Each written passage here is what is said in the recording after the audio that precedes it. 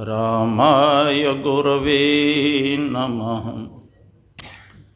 पूज्यपाद गुरुजन, उपस्थित माताओं एवं भक्तिमती बहनों, बुद्ध मंगलमय संत समाज, गुरु महाराज की असीम कृपा से हम लोग त्रिदिवसीय संत मत सत्संग में बैठे हुए हैं। संत मत सत्संग के द्वारा एक ईश्वर भक्ति का प्रचार प्रसार किया जाता है।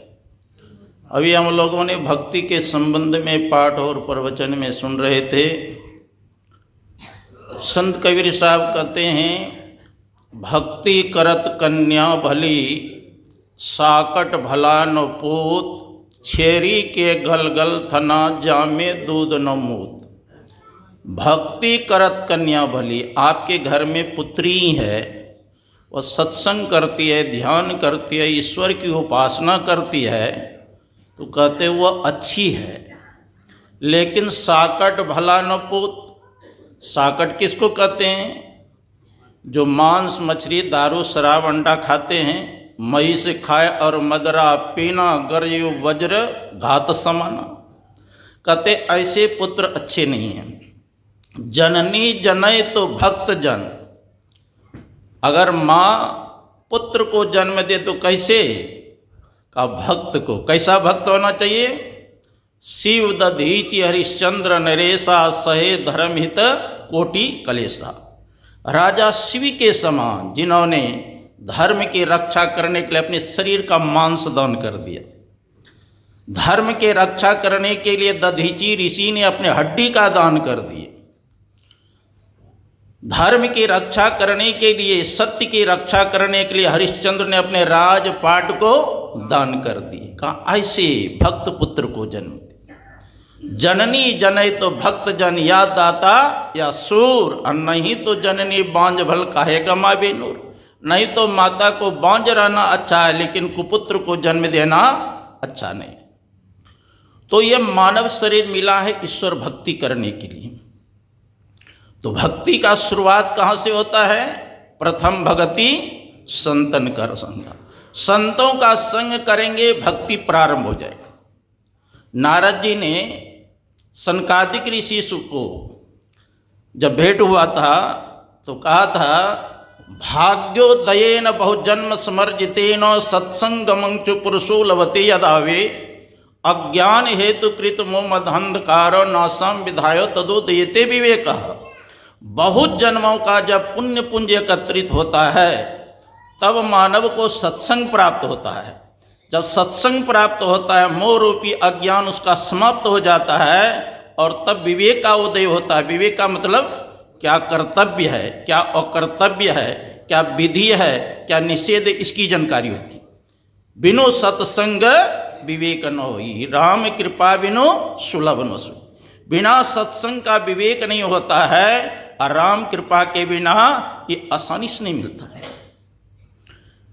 सनकादिक ऋषि ने नारद जी से कहा था, सकल भुवन मध्य निर्धनास्तेपि धन्या, निवसति हरितेषां भक्ति सूत्रोपनद्ध, हरिरपि निज लोकं सर्वथातो विहाय, प्रविशति हरितेषां भक्ति सूत्रोपनद्ध। अगर संपूर्ण भुवन में निर्धन व्यक्ति भी है और उनके हृदय में भक्ति है तो वो धन्य है, वो संसार में पूजनीय योग्य है। सकल भुवन मध्य निर्धनास्तेपि धन्या, निवसति हृतेषां भक्ति सूत्रोपनद्ध। भक्ति सूत्र में बंध कर भगवान भी उनके हृदय में विराजमान हो जाते। हरिरपि निज लोकम सर्वथातो विहाय, भगवान विष्णु भी हर अपने लोक को छोड़ करके उस भक्त के हृदय में प्रवेश कर जाते। प्रविशति हृतेषां भक्ति सूत्रोपनद्ध, भगवान उनके हृदय में निवास करते। नृणाम जन्म शस्त्रेषु भक्तो प्रीतिर्हि जायते, कलो भक्ति भक्त्या कृष्ण पुरस्थितः। कहते हैं, नृणाम जन्म शस्त्रेषु, हजारों जन्मों का जब पुण्य इकट्ठा होता है तब मानव को भक्ति के प्रति प्रेम होता है। ऐसे नहीं, देखिए इस ग्राम में बहुत आदमी सब आए हैं क्या? जिनका पुण्य इकट्ठा है वही व्यक्ति आ सकते हैं, नृणाम जन्म सहस्रेषु भक्तो प्रीतिर ही जायते, कलो भक्ति भक्त्या कृष्ण पुरस्थितः। जिनके हृदय में भक्ति है उनके हृदय में भगवान कृष्ण आके विराजमान हो जाते, और जिनके हृदय में भगवान आ जाए किस चीज़ का कमी रहेगा। देखो हम लोग संपत्ति किसको मानते हैं, 2-4 करोड़ रुपया हो जाए तो सोचते हैं हमारे बहुत सुखी हो गए, और 2-4 करोड़ का नुकसान हो जाए तो सोचते हैं हमारे सर पर विपत्ति का पहाड़ ही टूट गए।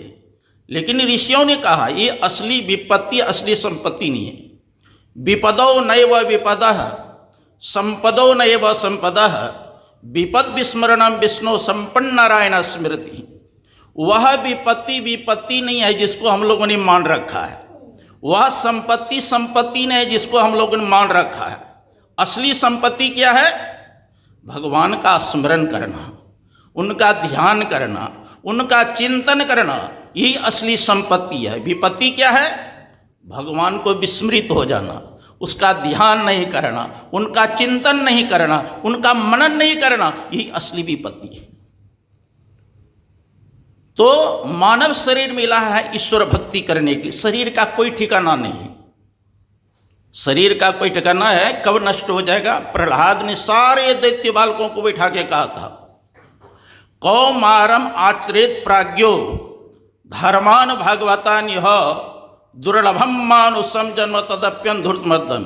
ऐ दैत्य बालको, बुढ़ापे और जवानी के भरोसे मत रहो, जब से होश हो जाए तब से ईश्वर भक्ति में लग जाओ, क्योंकि कोई ठिकाना नहीं कब नष्ट हो जाएगा शरीर। नहीं बालक नहीं जौबने नहीं वृद्धि कछु बंध, वह अवसर नहीं जानिए जब आए पड़े जम। इसलिए भर्तृहरि ने कहा, यावत् स्वस्थमिदं कलेवर गृहम यावच्च दूरे जरा यावच्चंद्र शक्तिर प्रतिहता यावच्छियोनायुषः आत्मा श्रेयसी तावदे विदुषा कार्य प्रयत्नो महान प्रोदीप्ते भवनेत को खंडम प्रत्युद्यम के दृश्य। भर्तृहरि ने कहा, जब तक शरीर रूपी काया स्वस्थ है तब तक मानव को चाहिए आत्म कल्याण कर लेना चाहिए, अन्यथा घर में आग लग जाए और तब मनुष्य सोचे कुआं खोद लेंगे और तब आग बुझाएंगे, परिणाम क्या होगा? जब तक कुआं खोदेंगे तब तक तो घर ही जल करके राख हो जाएगा। भगवान से प्रार्थना करते हैं भक्त, कृष्ण स्तुदीय पद पंकज पिंजरांते अद्यव में मानस राज हंस प्राणपयान कपवात पित्ते कंठावरोधन विधो कृष्णम कुमस्ते। प्रभु अभी तो मेरा शरीर स्वस्थ है, मैं आपका स्मरण चिंतन कर रहा हूँ, लेकिन जब मरण काल आता है उस समय तो कप पीत बात कंठ में जकड़ करके पकड़ लेता है, उस समय आपका कैसे स्मरण करूँगा? जो कुछ करना है आप जवानी में ही कर सकते हैं। इसलिए शास्त्र में आया है, प्रथमे नार्जितम विद्या द्वितीय नार्जितम धनम तृतीय नार्जितम पुण्यम चतुर्थी किम करिष्यति। बचपन से लेकर के 25 साल के अवस्था में जिसने विद्या का अध्ययन नहीं किया, 25 से 50 साल के अंतर्गत जिसने धन का संचय नहीं किया, 50 से 75 साल के अंतर्गत जिसने पुण्य का संचय नहीं किया, चतुर्थी किम करिष्यति, बुढ़ापा में क्या करेंगे? कुछ होगा? जो कुछ करना है जवानी में भी आप कर सकते हैं। एक महात्मा जी गए गंगा किनारे, एक मुर्दा का हाथ अकड़ करके छाती पर था, एक मुर्दा का हाथ अकड़ के मूछ पर था। तो महात्मा जी ने देखा गजब का बात है। तो महात्मा जी ने क्या किया, अपने शक्ति से उस दोनों मुर्दा को गंगा किनारे बुलाई और उसमें जीव को प्रवेश कराया। जैसे नारद जी ने चित्रकेतु लड़के को जीव प्रवेश कराया था ना, उसी प्रकार आवाहन करके महात्मा ने प्रवेश कराया। पूछा, तुम मुझ पर हाथ क्यों रखा है? कहा, महाराज जिसलिए मैं संसार में आया वो सब कार्य करके जा रहा हूँ। कहा, क्या सब कार्य किया? कहानी इन आँखों से मैंने संतों का दर्शन किया, कान से भगवत भजन सुना, मुख से भगवान का नाम लिया, मन से ब्रह्म का चिंतन किया, हाथ से दान पुण्य किया, पैर से मैं संतों के संग में गया दर्शन करने के लिए, सत्संग करने के लिए, तीर्थों में गया, महापुरुषों के दर्शन के लिए गया। इसलिए जिसलिए मैं संसार में आया सब कार्य करके जा रहा हूं, इसलिए मोच फिरते हुए जा रहा हूं। अरे इसने तो अच्छा अच्छा कर्म किया तो मोच फिरते हुए जा रहा है, अब तू छाती पर हाथ क्यों रखा है?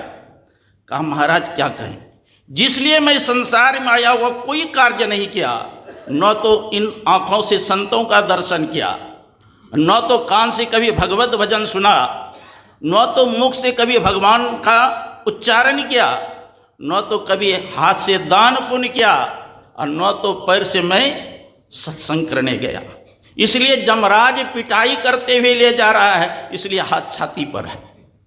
कबीर साहब ने कहा उमरिया धोखे में खोई दियो, 12 बरस बालापन बीते, 20 में जवान भयो, और 30 बरस माया के प्रेरे देश विदेश गयो। 40 बरस मध्य जब आयो, गहरी मोह भयो, धन और धाम पुत्र के कारण इसी दिन सोच कियो। बरस 50 कमर भई टेढ़ी, सोबत खाट लियो, अब बहुरी पुत्र बचन बहु बोले, बुढ़ाऊ मरी न गयो। बरस 60-70 के भीतर केस सफेद भयो, अकपित कंठे घेर लियो, नैना से नीर ढरो। नहीं सत्संग भजन नहीं हरि को, नहीं शुभ कर्म कियो, अब कहे कबीर सुनो भाई साधु, अचोला छूट गई उमरिया धोखे में। तो अंत में पश्चाताप न करना पड़े, इसलिए शरीर स्वस्थ रहते हुए आत्मकल्याण कर लेना चाहिए। शंकराचार्य जी महाराज बनारस में इसी गंगा किनारे घूम रहे थे।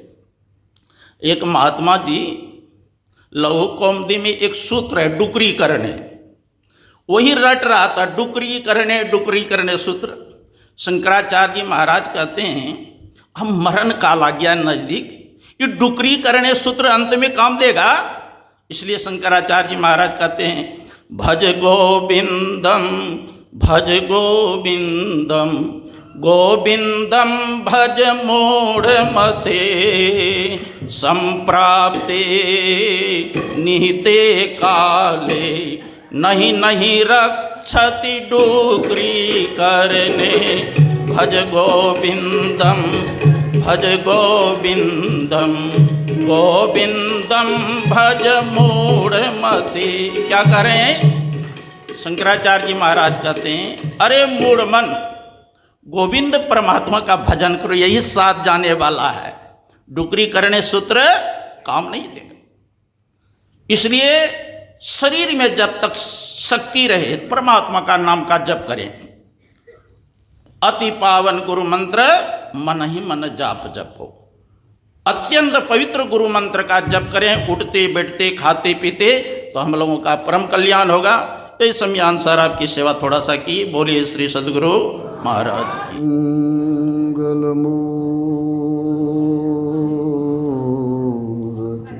सतगुरु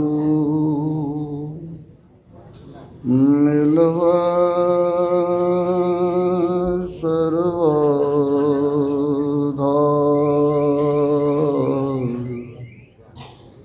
मंगलमय मंगल करम विनवा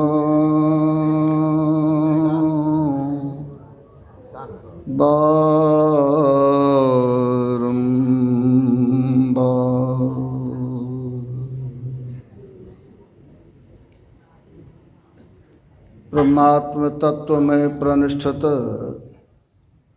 आराध्य देव के विभूति स्वरूप मंचस्थ पूज्य गुरुजन, पूज्य संत महात्मागण के चरणों में सत सत नमन। आदरणीय धर्म प्रेमी सज्जनों, आदरणीय माताओं एवं भक्तिमती बहनों,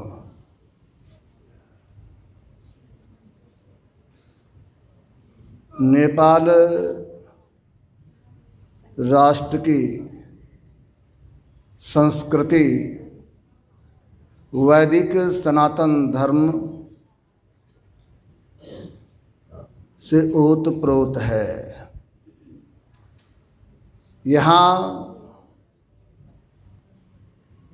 सदियों से ऐसे महापुरुष का अवतरण हुआ है जिन्होंने संसार के लोगों को सदैव सतपथ दिखलाने का काम किया है। भगवान बुद्ध को जब ज्ञान प्राप्त हो गया,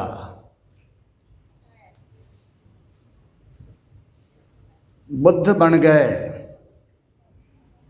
तो एक बार कपिल वस्तु आए, सबों को खुशी हुई। जो राजकुमार थे अब पुनः हमारे राष्ट्र में लौट के आ गए। राजा सुदोधन भी बहुत खुश थे।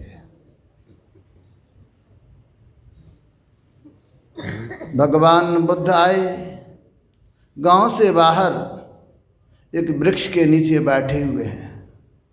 बहुत सारे शिष्य उनको घेरे हुए हैं। उनकी चेहरे पर वो आभा, वह शांति टपक रहा था।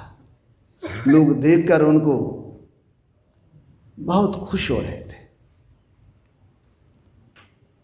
रानी यशोधरा को भी पता लगा, तो उनके प्यारे पुत्र राहुल ने कहा, आप कहते थे हमारे पिताजी उस ज्ञान की खोज में, सुख की खोज में राजपाट को त्याग करके चले गए हैं, तो क्या वही लौट के आए हैं? तो कहा हाँ बेटा, वही तुम्हारे पिताश्री आए हुए हैं। इन्होंने कहा मैं उनका दर्शन करना चाहता हूँ पिताजी का। कहा हाँ बेटा, सिर्फ दर्शन ही नहीं करना, तुम उनके पुत्र हो, जाओ उनसे तुम मांग करना, हे पिताजी आपके पास जो खजाना है जिससे आपके चेहरे पर इस तरह की आभा टपक रहा है, क्या उसमें मेरा हिस्सा नहीं होगा? माँ है ना, बतला दी। माँ भी साधारण नहीं थी। कल पूज्य बाबा कह रहे थे, वे भी बड़े ऊंचे ज्ञान को प्राप्त की हुई माताएं थी। यशोधरा के आदेश पर राहुल गया तो देखा एक मंच पर, ऊंचे टीले पर एक महापुरुष बैठे हैं, आसन लगाए हुए हैं, और इनको लगा जो वही लगता है बुद्ध है। वो प्रवचन कर रहे थे। जब गए तो इन्होंने कहा मेरा दाई मतलब मेरा अधिकार दीजिए। एक बार, दो बार, तीन बार जब कहा तो भगवान बुद्ध कहते ठीक है, तुम अपना हिस्सा लेना चाहते मेरे खजाने में, ठुक में दूंगा। बगल में उनके शिष्य ने कहा बेटा इधर आओ। उनको बुलाया राहुल को, कहा इनका मुंडन कर दो। अब घुंघराले बाल वहाँ मुंडन कर दिया। अब जो राजकुमार थे और सन्यासी का वेश पहना दिया। अब भाव क्या है? भाव ये है सुख त्याग में है, भोग में सुख नहीं है। ये भोग क्या है? भोग के पीछे रोग लगा रहता है। इसलिए अगर सुख चाहते हैं तो त्याग कीजिए। वो त्याग कैसा हो? हमारे आराध्य देव संत सद्गुरु महर्षि मी ब्रह्मन जी महाराज ने कहा संसार में रहें तो किस तरह रहें जो हमारा जीवन सुखमय होगा? उन्होंने कहा अनासक्त जग में रो भाई, दमन करो इंद्रण। कहते हैं अनासक्त भाव से रहो संसार में, संसार से लिपट के नहीं रहो, संसार से जाना होगा। यही ज्ञान चाहिए। हम लोग संसार के पीछे दौड़ते रहते हैं जिसके कारण हमारा जीवन दुखमय बना रहता है। अभी हमारे श्रद्धेय स्वामी सत्यप्रकाश जी महाराज तनाव की बात कह रहे थे। ये तनाव प्रत्येक घर की बात नहीं है, प्रत्येक सर की बात है। प्रत्येक व्यक्ति के सर में ये तनाव लगा हुआ। एक छोटा बच्चा है, वो खेलने जाता है, उनकी माँ कहती है बेटा चलो पढ़ने के लिए। जब हाथ में टिफिन देता है बहुत, तो बच्चा कहता हमको टेंशन क्यों देती हो माँ, हमको खेलने न दो। अब बच्चा है छोटा, वो भी टेंशन कहता है। तनाव, ये टेंशन क्यों होता है जानते हैं? हमारे पूज्यपाद महर्षि संत सेवी प्रमोद जी महाराज कहते हैं टेंशन इसीलिए होता है जैसा हम चाहते हैं वैसा होता है नहीं, और जैसा होता है वैसा हम चाहते हैं नहीं, इसीलिए तनाव होता है, इसीलिए टेंशन होता है। हमें चाहिए सुख, तो वो सुख कहाँ मिलेगा? वो सुख कहीं बाहर की वस्तु नहीं है। संत कबीर साहब कहते लोग सुख बाहर में खोजता है। उन्होंने कहा झूठे सुख को सुख कहे, मानत है मन मोद, खलक चबेना काल के, कुछ मुख में कुछ गो। वो सुख कहीं बाहर में नहीं है, झूठा सुख है। और सच्चा सुख चाहते हैं, अपने जीवन को सुखमय बनाना चाहते हैं, तो अभी आप पाठ में सुन रहे थे शिव अज सुख सनकादिक नारद, जे मुनि ब्रह्म विचार विशारद, सब कर मत खग नायक यहा, करिए राम पद पंकज निहार। आप सुख चाहते हैं ना, तो परमात्मा के चरणों में चलिए, राम के शरण में चलिए। जो राम के शरण में पहुंच जाते हैं उनका जीवन सुखमय हो जाता है। वो भगवान, वो राम का चरण, राम का शरण कहाँ मिलेगा? बाहर में, बाहर में नहीं मिलेगा। आप सुख को चाहते हैं तो अपने अंदर में चलिए। ये भक्ति के संबंध में हमारी आराध्य ने बड़ा अच्छा कहा, बाहर अंतर भक्त कराई, दीजे आत्मज्ञान सतगुरु हो दाता जी। बाहर का और अंतर का भक्ति दो तरह से होता है, बाहरी भक्ति और अंतर की भक्ति, सगुण भक्ति और निर्गुण भक्ति। तो भक्ति सगुण भक्ति से प्रारंभ होता है और निर्गुण में जाके समाप्त होता है। स्थूल भक्ति से शुरू होता है और सूक्ष्मतर और सूक्ष्मतम में जाके समाप्त होता है। इसीलिए भक्ति करें तो अंतर का भक्ति करें, और अंतर का भक्ति करने के लिए क्या करना होगा? अंतर की भक्ति करेंगे तो हमारा जीवन सुखमय होगा। भगवान बुद्ध ने बड़ा अच्छा, अपदीपो भवा, अपदीपो भवा। अपने जीवन को सुखमय बनाना चाहते हो तो अपने अंतर में चलो, नहीं तो वस्तु कहीं ढूंढे कहीं, वस्तु कहीं है और खोज रहे कहीं, तो किस तरह हाथ लगेगा?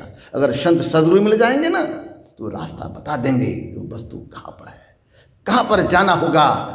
उस वस्तु को, उस सुख को प्राप्त करना चाहते हैं तो सुख अपने अंतर में है, अपने अंतर में दर्शना होगा। उस सुख को पाना चाहते हैं तो बड़ा अच्छा कहा, बंद करा पलक पटको के बाहर में तुम मत भटको। बाहर क्यों भटक रहे हो? इस पट को बंद करो, और जब पट को बंद करोगे ना तो अंतर में चलना होता है कुछ रहनी गहनी की बाता, बैठा रहे चला नहीं जाता है। शरीर से बैठे हुए लेकिन अंतर में चलना होता है। वो अंतर का चलना क्या है? राह गई बड़ी जीनी शादो नैन नगर से। वो बाहर का रास्ता नहीं है, वो रास्ता अपने अंदर में है। उस सुख को प्राप्त करना चाहते हो तो आंख बंद करते हैं, और जब आंख बंद करते हैं तो जो गुरु प्रदत्त मंत्र है, नाम है, उस नाम को जपने की जब भक्ति का प्रारंभ यहीं से होगा। नाम जब प्रारंभ करते हैं लेकिन मन भागता है, मन नहीं लगता। ये मन बड़ा शैतान है, ये मन खुरकुंद करते रहता है, सबों को परेशान करता है। एक बार भगवान बुद्ध प्रवचन कर रहे थे, एक उनके शिष्य थे, संयोग से उनको कुछ मिला था और वो मन में संकल्प विकल्प कर रहा था। अब भगवान बुद्ध प्रवचन करते पीछे से पंखा झेल रहा था। उनके मन में हो रहा था जो कुछ मिला है उसको संग्रह करके बढ़ाएंगे, संपत्ति बढ़ाएंगे, बकरी खरीदेंगे तो और क्या करेंगे, गाय खरीदेंगे, सबको बेचते बेचते अंत में घर मकान बना लेंगे। घर मकान बना लेंगे, घर हो जाएगा तो शादी भी कर लेंगे। मन है ना, मन में वो तरह की बात नहीं होती। शादी करेंगे और जब पत्नी आएगी तो उनको भी कहेंगे चलो भगवान बुद्धभंते का दर्शन करने के लिए, सत्संग करने के लिए साथ आएंगे। फिर मन में होता अगर वो नहीं आएगी तब क्या करेंगे, मन ही ना बहुत तरह की बात। अगर नहीं आएंगे तो क्या करेंगे, तो मन में वो नहीं आएंगे तो पत्नी ना है उसको मारेंगे। तो पंखा जो था झलझोरता मार दिया उसी को पंखा। भगवान बुद्ध अरे रे तू मार रहा था, पत्नी को मार दिया हमको। ये संत की महिमा। तो मन भागता है लेकिन मन को पकड़ने वाले गुरु होते हैं। गुरु मन को पकड़ लेते हैं, आपका मन किधर जाता है, लेकिन मन को रोकने के लिए गुरु ही एक अंकुश दिया हम लोगों को।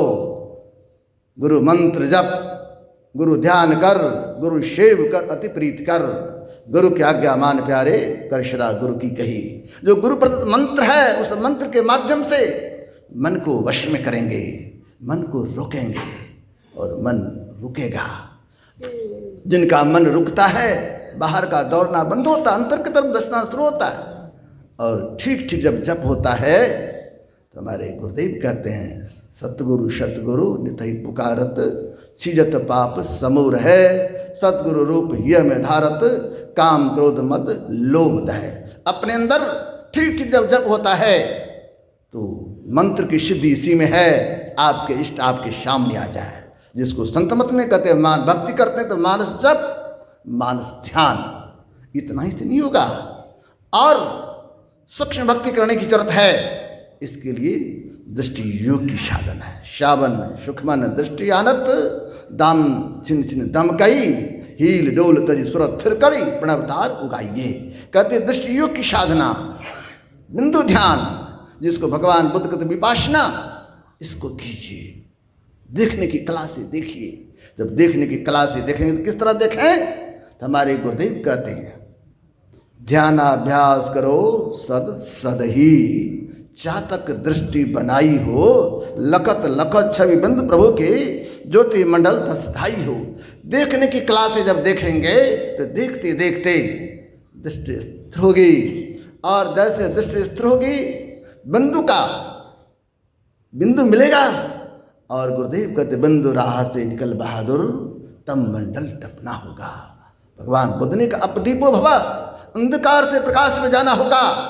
और अंधकार से जब प्रकाश की बात होगी फिर शब्द की बात है। भादो भव दुख छोर चलिए, ज्योति छेद पर आइए, सार शब्द में लीन होकर मैं ही गुरुगुण गाइए। कहते हैं अपने अंदर में शब्द भी मिलेगा, उस शब्द के सहारे निशब्द में जाएंगे, उस परमात्मा को प्राप्त करेंगे। रोज हम लोग स्तुति में गाते हैं सत शब्द धर कर चल मिलन, आवरण सारे पार में। उस सत शब्द के सारे आवरण को पार कर जाते हैं और जब प्रभु को प्राप्त कर लेते हैं, जो प्रभु सुख स्वरूप है, उस सुख के भंडार है, उस सुख के भंडार परमात्मा को जब प्राप्त कर लेंगे तब तो हमारा जीवन सुखमय हो जाएगा, हमारा जीवन आनंदमय हो जाएगा। इसलिए हमारे गुरुदेव कहते थे अगर आप सुख चाहते हो तो रोज सत्संग करो, रोज ध्यान करो। भोजन छूट जाए तो चिंता की बात नहीं है, लेकिन भजन नहीं छोड़ो। गुरुदेव कहते थे भजन का लसंग लगा के रखो, ये भजन का हिस्सक लगा के रखो। ये लसंग और हिस्सक किसी हिंदी के शब्दकोश में आपको नहीं मिलेगा, ये व्यवहार की बात है, बोलचाल की भाषा गुरुदेव बोलते थे। ये लसंग लगाना और हिस्सक लगाना मतलब भोजन छूट जाए लेकिन भजन नहीं छोड़ना है, भजन करने की आवश्यकता है। जो भजन करेगा तब तो जीवन सुख में होगा। लेकिन भजन करने के लिए करना क्या होगा, भजन करना है तो भोजन सुधारो, स्वाद में पड़ के कभी भजन ना बिगाड़ो। अगर भजन करना है तो खान पान को प्रथम संभारो, तब रस रस सब अवगुण मारो। खान पान की संभाल करनी होगी। मांस मछली अंडा इसका सेवन न करें, साथ नशा का सेवन न करें। जो हुआ नशा का शिकार उसका उजरा घर परिवार, इसीलिए नशा का भी सेवन न करें। सदाचार का पालन करें, अपने से बड़ों का सम्मान करें, माता पिता का आदर करें, माता पिता की सेवा करें, तब सत्संग नित और ध्यान नित, रहिए कर संलग्न हो, व्यभिचार चोरी नशा हिंसा छूट। ये संतमत सत्संग के माध्यम से यही ज्ञान दिया जाता है। आप सुखमय जीवन जीना चाहते हो तो रोज सत्संग करो, रोज ध्यान करो और अपने आप को पंच पापों से बचा के रखो और ठीक ठीक संसार में रहो। तब तुम्हारा यहाँ का जीवन और वहाँ का जीवन दोनों जीवन सुख में होगा।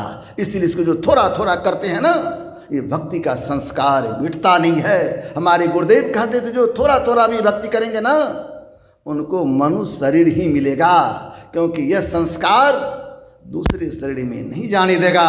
इसलिए संत कबीर साहब ने डंके की चोट पर कहा, भक्ति बीज बिन से नहीं, जो जुग जाए अनंत, ऊंच नीच कर जन्म ले तो संत को संत। भक्ति बीज पलटे नहीं, आए पर जो चोल, कंचन जो विष्ठा पर घटिनता को मोल। ये भक्ति का बीज है, इसका नाश नहीं होगा। इसलिए थोड़ा थोड़ा ध्यानाभ्यास करते रहें तो आपका यह लोक और परलोक दोनों संभलेगा। ये बड़ी खुशी की बात है जो अखिल नेपाल राष्ट्रीय संतमत सत्संग का जो ये 12वां वार्षिक महाधिवेशन हो रहा है। यहाँ के महामंत्री हमारे वीरेंद्र बाबू और हमारे अध्यक्ष सदानंद बाबू और उपाध्यक्ष कमल बाबू, इसके अलावा और जितने भी यहाँ के पदाधिकारी और सदस्यगण हैं, इस सबों का बड़ा योगदान है। जो इस तरह का कार्यक्रम इस लुम्बड़ी में संपन्न होने जा रहा है, ये गुरुदेव की कृपा है। गुरुदेव की कृपा से संपन्न हो रहा है तो बहुत खुशी की बात है। हम लोगों को बड़ी खुशी हो रही है और हम लोग गुरु माँ से यही प्रार्थना करेंगे, इसी तरह यहाँ की समिति आपस में मिलजुल करके इसी तरह का कार्यक्रम करते रहे, जिससे संतमत की झंडा लहरते रहे इस नेपाल देश में। श्री सद्गुरु महाराज की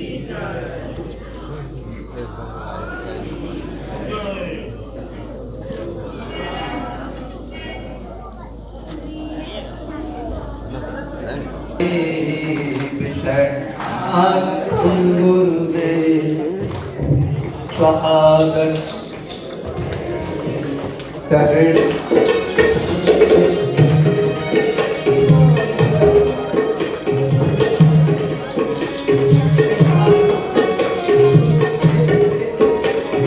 स्वागतम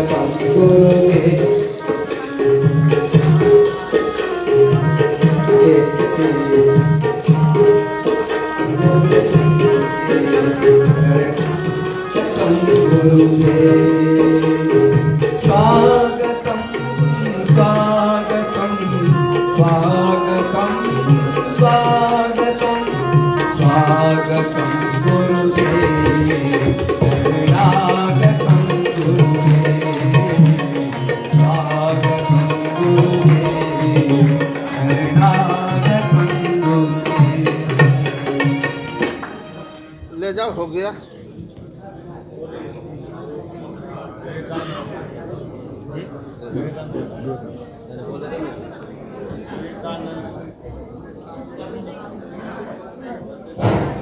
बोले श्री सद्गुरु महाराज की जय। सिद्धपीठ गुफाघाट भागलपुर से बना रहे डॉक्टर विवेकानंद जो हमारे बीच उपस्थित हैं, मैं उनसे आग्रह करूंगा कि अपनी आध्यात्मिक प्रवचन द्वारा हमें लाभान्वित करें। बोले श्री सद्गुरु महाराज की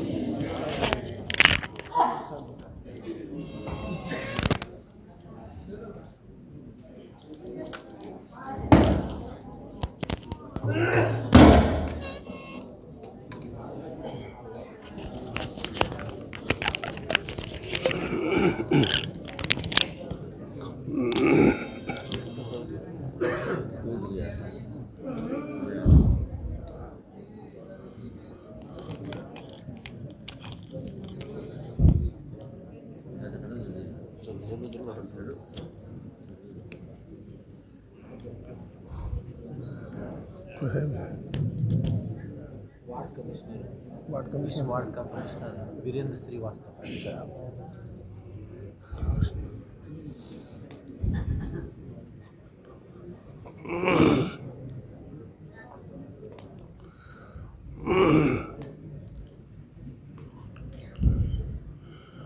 अखण्डमण्डलाकारं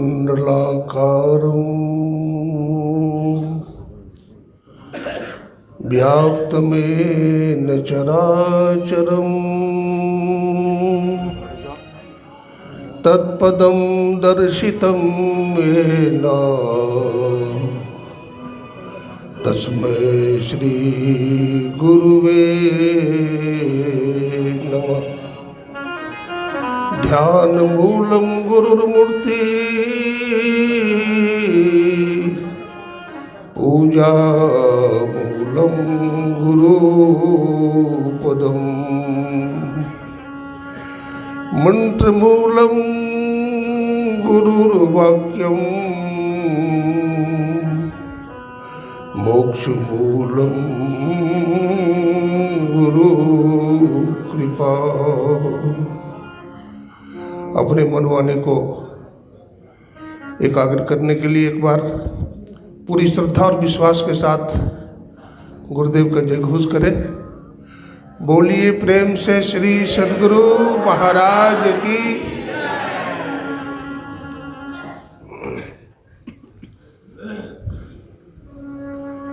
परमाराध्य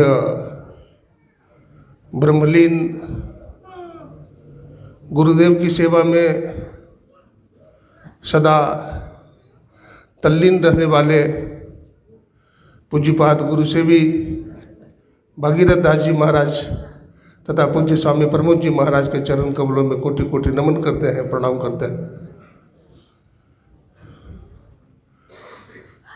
सत्संग प्रेमी सज्जनों, भक्तिमती माताओं, बहनों तथा आज के हमारे सम्मानीय मन संचालक श्रद्धेय श्री महामंत्री वीरेंद्र बाबू तथा उनके साथी, आज के मुख्य अतिथि श्रद्धेय श्री वीरेंद्र बाबू कमिश्नर साहब, मैं उनका भी हार्दिक अभिनंदन करता हूँ, सबको नमन करता हूँ, प्रणाम करता हूँ।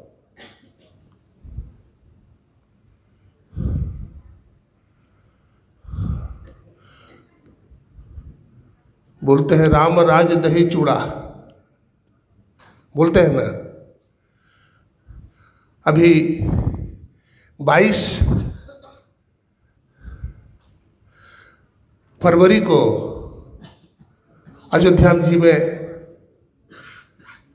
श्री रामलला का मंदिर का उद्घाटन हुआ, प्राण प्रतिष्ठा हुआ।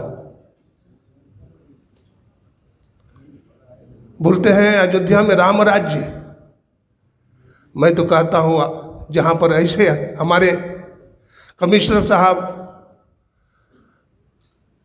नेता, पीएम, सीएम, राष्ट्रपति, प्रधानमंत्री, डॉक्टर, इंजीनियर, वैज्ञानिक इस सत्संग में आते हैं और कमिश्नर साहब जैसे अनुभवी सत्संगी यहाँ आते हैं तो हमको लगता है पुनः राम राज्य आ जाएगा, पुनः राम राज्य आएगा।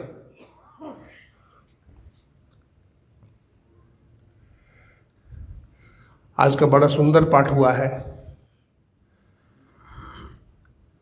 भक्ति विषय पर। करिए राम पद पंकज नेहा।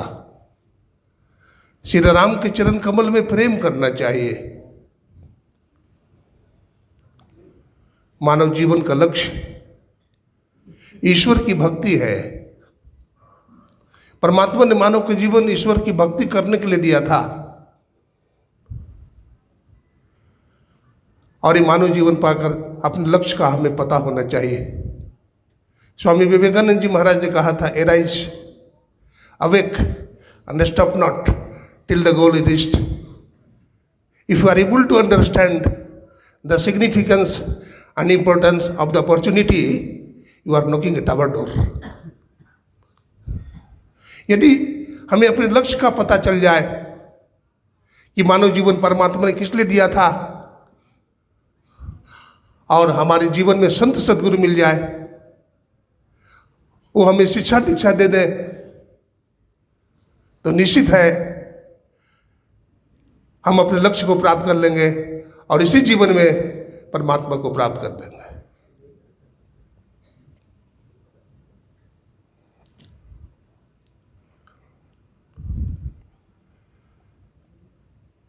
मानव का जीवन 84 लाख जूनियों में सर्वश्रेष्ठ। मानव जीवन कर्म जोनि है। मानव शरीर को छोड़ करके जितना भी शरीर है, योनियां है, सब भोग जोनियां है। यहां तक कि देवी देवता का शरीर भी भोग जोनि के अंतर्गत ही आता है। तो मानव का शरीर में एक महत्वपूर्ण कार्य है ईश्वर भक्ति। अपने अंतर में चले। भगवान बुद्ध की नगरी है और हम लोग लुम्बिनी बन गए थे जहां भगवान बुद्ध का जन्म हुआ था। भगवान बुद्ध ने शांति की खोज के लिए अपने पार्थिव शरीर को जर्जर कर दिया था, जला दिया था। और उनका उद्घोष था अपो दीपो भव। अपने प्रकाश की खोज करो। Diagnosis to light. उस प्रकाश को खोजो, खोज करो अंतरुजियारी। हमारे गुरुदेव ने कहा था खोज करो अंतरुजियारी, दृष्टिवान कोई देखा है। गुरु भेदी का चरण सेव कर भेद भक्त पा लेता है। विविध भांति के कर्म जगत में जीवन घेर फंसाता है। बाबा देवी कहे कह में ही सदगुरु गुरु ही बचाता है। बतलाते हैं भगवान बुद्ध का जन्म वैशाख पूर्णिमा के दिन हुआ था, जिसे बुद्ध पूर्णिमा भी कहते हैं। और हमारे गुरुदेव महर्षि में ही परमहंस जी महाराज का जन्म वैशाख शुक्ल चतुर्दशी को हुआ था, यानी भगवान बुद्ध से एक दिन पहले हुआ था। इसका मतलब है कि महर्षि में ही परमहंस जी महाराज भगवान बुद्ध से एक दिन के बड़े हो गए।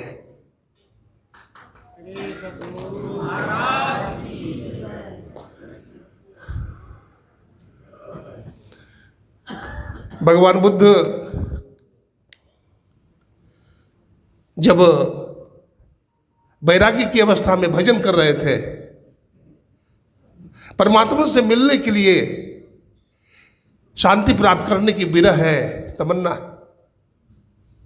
एक शायर ने बड़ा सुंदर लिखा, निज आनंद मस्ती में मैं झूमता हूं, जिधर चाहता हूं उधर घूमता हूं, न चिंता कहीं की न परवाह कहीं की, सिर पर कफन लपेटे साहिल को ढूंढता हूं। मिटा दे जो अपनी हस्ती को, अगर मर्तबा चाहे कि दाना खाक में मिलकर गुले गुलजार होता है। मुश्किलें आसान होती है बड़ी मुश्किल से, आदमी बनता है बलवान बड़ी मुश्किल से।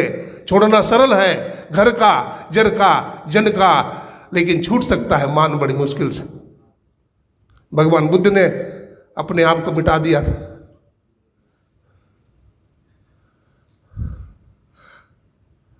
अपने कुल की मर्यादा को धूल में मिटा दिया, अपने शान शौकत को धूल में मिटा दिया। सज्जनों, जब बीज जलता नहीं है, सड़ता नहीं है, तो उससे अंकुर नहीं निकलता। भगवान बुद्ध जब शांति की खोज में निकले, वैराग्य की ज्वाला धधक रही थी। भगवान बुद्ध क्या सर्दी, क्या गर्मी, क्या बरसात, खुले आकाश में बैठे। भगवान बुद्ध के साथ सैकड़ों बिच्छू ध्यान कर रहे। भगवान बुद्ध का एक शिष्य था अनाथ पिंडक। वो भगवान बुद्ध की दशा को देखा तो उसे बड़ा दुख हुआ। हमारे पास बहुत संपत्ति है, हमारे पास बहुत धन है, लेकिन हमारे गुरुदेव सर्दी गर्मी बरसात में खुले आकाश में बैठे हैं। कितना कष्ट होता है। हमारा धन संपत्ति किस काम का है। सज्जनों, वो जगह ढूंढने लगे भगवान बुद्ध के लिए, आश्रम बनाने के लिए। बहुत जगह ढूंढा। अंत में राजा प्रसेनजीत का जो बगीचा था 100 एकड़ का, वो पसंद में आ गया। वो जाते हैं उनके पास और कहते हैं, अनाथ पिंडक बादशाह नमस्कार। अनाथ पिंडक कहाँ आए हो? बोले भगवान बुद्ध राजकुमार है, उन्हें राजपाट का परित्याग कर दिया है। वो कठोर तपस्या में लीन है, उनको बहुत कष्ट होता है। मैं चाहता हूं भगवान बुद्ध के लिए एक सत्संग मंदिर बन जाए। मैं आपके पास अनुरोध करने के लिए आया हूं, क्या भगवान बुद्ध के लिए आप अपना जमीन देंगे? आप तो राजा हैं और राजा तो प्रजा के लिए कुछ भी करता है, आप दे दीजिए। तो राजा प्रसन्नजित ने कहा, अनाथपिंडक, मैं भगवान बुद्ध का शिष्य नहीं हूं। अगर भगवान बुद्ध का शिष्य होता तो मैं अपना जमीन दान में दे देता, इसलिए मैं अपना जमीन नहीं बेचूंगा। बोला पैसा लेकर के दे दीजिए। बोला नहीं, राजा अपना जमीन क्यों बेचेगा, हमें पैसा की कमी नहीं है, हम चक्रवर्ती राजा हैं। जब वो उदास हो गया अनाथपिंडक, तो राजा प्रसन्नजित ने कहा, अनाथपिंडक एक बात मानोगे? बोला कहे राजन। कहा, क्या तू, मैं जो जमीन दे दूंगा 100 एकड़, क्या उसे, तू हीरा का बहुत बड़ा व्यापारी है, क्या तू हीरा से पटवा देगा उस जमीन को? बोला बेशक, आपका आदेश हो जाए तो मैं 100 एकड़ भूमि को हीरा से पटवा दूंगा, लेकिन हमें समय चाहिए। बोला कितना समय चाहिए? बोला 1 महीने का। बोला 1 महीना में मैं पूरे 100 एकड़ जमीन को हीरा से पटवा दूंगा। शर्त लग गई। इधर हजारों मजदूर लगा दिए गए, हीरा बिछाया जा रहा है। जब 29वां दिन आया तो राजा प्रसन्नजित ने अपने मंत्री से कहा, मंत्री जी जाकर देखिए अनाथपिंडक ने क्या किया है। जाकर देखा तो हजारों मजदूर हीरा बिछाने में लगे हैं, यहां तक कि राजा भी, व्यापारी अनाथपिंडक भी लगा हुआ है मजदूरों के साथ, पसीने पसीने हैं। कहा महाराज अब तो 100 एकड़ जमीन को हीरा से पाट दिया गया है, थोड़ा सा बचा हुआ है, 2 गज 3 गज जमीन बचा हुआ है। राजा प्रसन्नजित रथ पर चढ़ करके आया, देखा हजारों मजदूर हीरे बिछा रहे और बहुत बड़ा व्यापारी अनाथपिंडक भी उसके साथ बिछा रहा है। जब राजा आया चक्रवर्ती सम्राट, तो देख करके दंग रह गया। राजा प्रसन्नजित रथ से नीचे उतर गया और अनाथपिंडक के सामने जाकर हाथ जोड़ के कहा, अनाथपिंडक मैं मान गया, धर्म बहुत बड़ी चीज है। अगर धर्म बहुत बड़ी चीज नहीं होती तो तू अपने धन को पानी की तरह नहीं बहाता। हे अनाथपिंडक सुनो, ये जमीन मैं भगवान बुद्ध के लिए दान करता हूं, 100 एकड़ जमीन। और ये जमीन ही नहीं, इसमें जितने भी हीरे लगे हैं वो सब रुपया हमारा होगा। और ये रुपया है नहीं, कल मैं भगवान बुद्ध का शिष्य बन जाऊंगा। बुद्धम शरणम गच्छामि, वो भगवान बुद्ध का शिष्य बन गया और बहुत बड़ा आलीशान सत्संग मंदिर का निर्माण होगा। धर्मो रक्षति रक्षिता, धर्मो हंति हंता। जो धर्म की रक्षा करता है तो धर्म भी उसकी रक्षा करती है। ये वैराग्य की भूमि है, ये शांति की भूमि है। नेपाल आध्यात्मिक भूमि है। और कल या परसों यहाँ के खाद्य मंत्री आए थे, श्रद्धेय श्री संतोष पांडे जी, गृह मंत्री, हाँ गृह मंत्री बोल रहे थे। उनकी बात मुझे बहुत अच्छी लगी, मैंने कोट किया है। वो कह रहे थे हमारे बॉस ने हमें मीटिंग में बुला लिया है, यद्यपि हमारे जाने का मन नहीं है, क्योंकि मैं सही जगह पर आ गया हूँ। यही सही जगह है, यही धर्मभूमि है, यहीं से व्यक्ति को ज्ञान मिलता है। आप सही जगह में आए। अब्राहम लिंकन ने अपने ऑटोग्राफी में लिखा, I turn wrong, I should turn right, if I would turn right I would have a Christ. मेरा कदम लड़खड़ा गए। मैं जीवन में गलत लक्ष्य चुन लिया, प्रधानमंत्री बनना, राष्ट्रपति बनना। अगर मैं अपने जीवन का लक्ष्य राष्ट्रपति बनना नहीं चुनता, अगर मैं अपना जीवन का लक्ष्य एक संत बनना चुनता, एक भक्त बनना चुनता, तो शायद हमसे बड़ा इंसान इस धरती पर कोई नहीं होता। हम भी लड़खड़ा गए, हम भी अपने जीवन से भटक गए हैं। ये मानव जीवन मिला है, एक अपॉर्चुनिटी है, एक मौका है, एक अवसर है। मन पछता ही अवसर बीते, लेकिन ये अवसर बीत जाएगा तो फिर पछताना होगा। ये मानव जीवन में हम ईश्वर की भक्ति करें।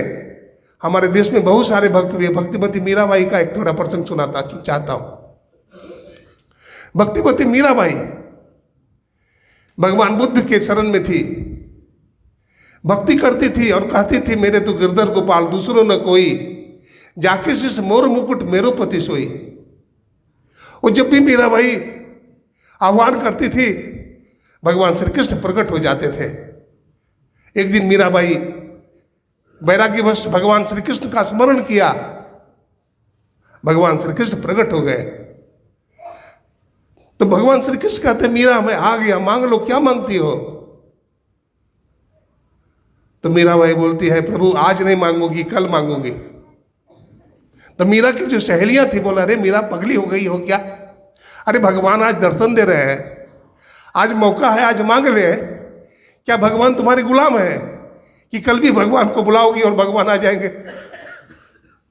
हे मीरा, आज ही कुछ मांग ले। मीराबाई कहती है, जब भगवान आते हैं ना, तो मीरा भाई कहती, प्रभु मैं केवल आपका दर्शन नहीं करना चाहती हूँ। आज तक जीवन में जितने भी भक्त आपका दर्शन किए हैं, ध्रुव प्रहलाद, मैं सब भक्तों का दर्शन करना चाहती हूँ। सज्जनों, भगवान श्री कृष्ण विराट रूप धारण करते हैं और अपने शरीर में सारे भक्तों का दर्शन करवा देते हैं।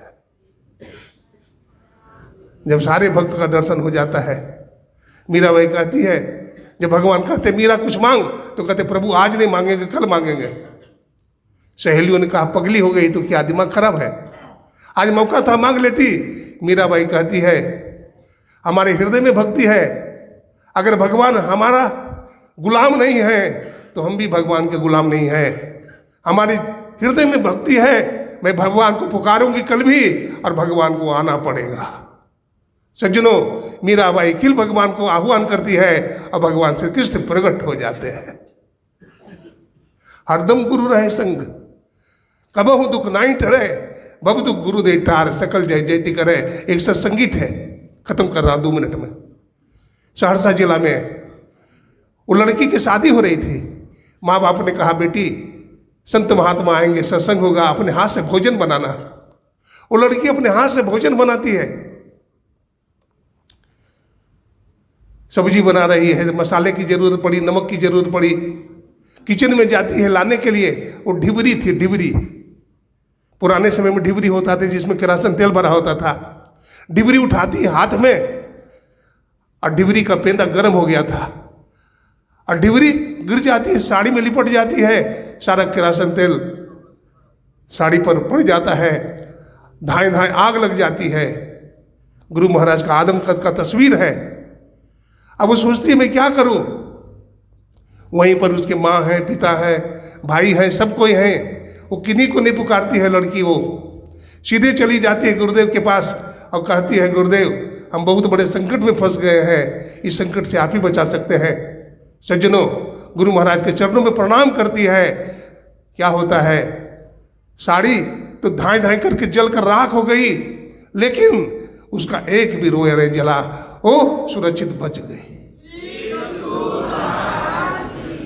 तो आपको कहीं जाने की जरूरत नहीं है। संत मता बिनु गति नहीं, सुनो सकल देखान, जो चाहो उद्धार को, बनो संत संतान। हमारे पूज्यपाद गुरु से भी भगीरथ दास जी महाराज, पूज्य स्वामी प्रमोद जी महाराज का पदार्पण हुआ है।